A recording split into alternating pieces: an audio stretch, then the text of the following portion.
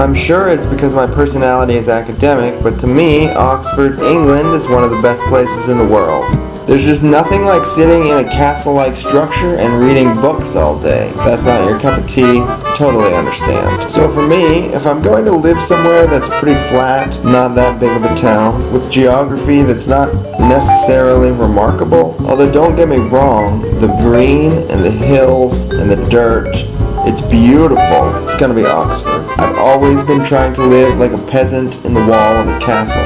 I'm from the USA and I've been living here for 25 years. I definitely don't blame her. Besides the fact that the town is over 1,000 years old and it boasts one of the most robust intellectual cultures in the world, what makes Oxford great are parks, pubs, professionalism. Architecture doesn't start with a P. But seriously, let's get into the history. Oxina Forda, ford of the oxen, as people started fording the river, now called the Thames, here around 900 AD. This is back when fording spots on rivers were just as popular as bridges. More than 150 years later, it was heavily damaged during the Norman invasion of 1066, after which a Norman governor came in and built Oxford Castle. He established a small monastic community with chapel and living quarters, and thus formal education began here sometime in the late 11th century. Oxford's own website says there is no clear date of foundation, but teaching existed at Oxford in some form in 1096 and developed rapidly from 1167, when Henry II banned English students from attending the University of Paris. The University of Oxford is first mentioned in 12th century records. Before colleges, Alorian houses or halls sprang up for teaching and living. St. Edmund Hall, built in 1225, is the only one still remaining. This progression makes sense, as students would have come to learn from the monks. As more students came, you would have had to build halls to house them, and more monks would have come to teach more students. And so you see how the Alorian halls grow out of the Oxford Castle. It takes about 100 years for colleges to emerge as a superior form housing. At one point there was a bit of a riot, the Town and Gown riot it's called, where students in general were doing too much outside of the university's control, sort of doing immoral things, whatever they pleased. They were living where they were pleased. They were in general going wild. And let's be honest, have students in university towns ever melded well with the locals? So University College comes along in 1249, then Balliol in 1263, and Merton in 1264. Translating Greek philosophers was popular at this time, and supported by the church, which has all the money. They're hoping to reconcile Greek philosophy with Christian theology, so you get a lot of money pouring in to build these beautiful castle-like structures. It's cooler than living in like a big hall, living in a castle.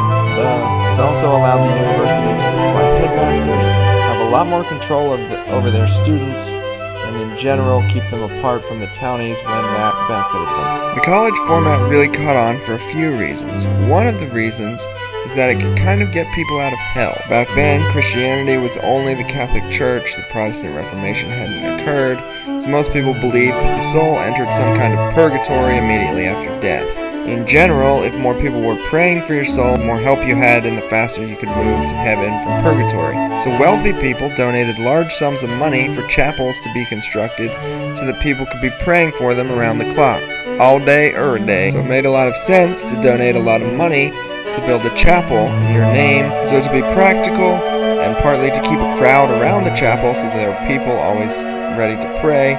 Schools formed around the chapels.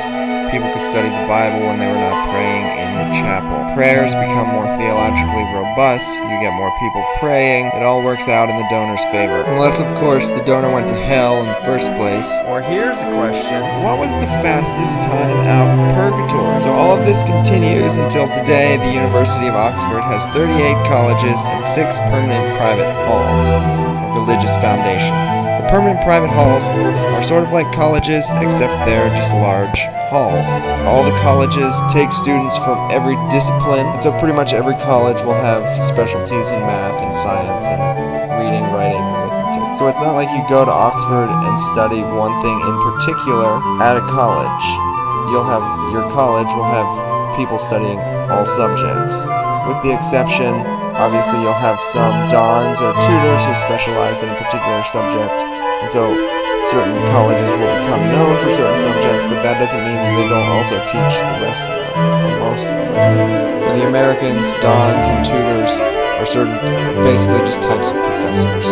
So in America, your professor typically does the lecturing, they do the paper grading, unless you're at a bigger school, and then maybe you've got some TAs to help out the professor. At Oxford, they're on something called the tutorial system, which means that once or twice a week, depending on how many tutorials you have, you go and sit one-on-one with a professor and read the 4 to 8 page paper that you've written that week on the book that you've read, or the subject you were assigned. Maybe it's a math problem. But you go to a tutorial and receive intense one-on-one instruction from your tutor.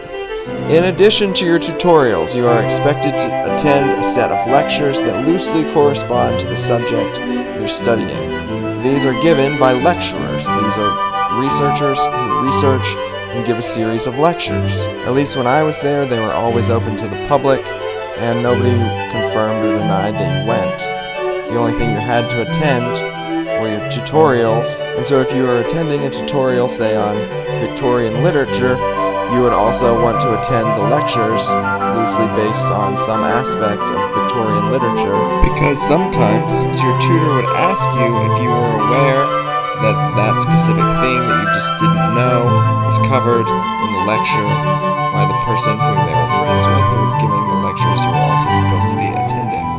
As far as I'm aware, Oxford and Cambridge are certainly the only two reputable schools in the Western world that use the tutorial system. Financially, it's fairly inefficient, but in my opinion, there's no equivalent to an undergrad education at Oxfordshire for this reason. Right? I mean, you just can't beat getting ripped apart once or twice a week by somebody who has a PhD in whatever you're trying to learn.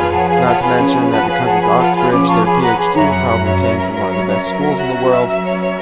Again, you probably can't get a better undergrad education than at Oxfordshire. Speaking of undergraduate students, every fall, undergraduate students are eligible to take what are called All Souls exams. All Souls College, Oxford, is a graduate students only college, or All Souls is the Oxford within Oxford, if that makes any sense. The All Souls exams might be the most difficult exams in the world. They're particularly famous for questions like water, and then each student you just sit for several hours and write an essay on the questions. Other questions are things like, how do apologies work? Should epistemology be naturalized? Can there be substantive disagreement in the absence of fact? That's funny because it's particularly relevant to America under its current president. To quote from someone who judges the exams, a significant challenge is to strike a balance between playing to your strengths and stretching beyond your comfort zone.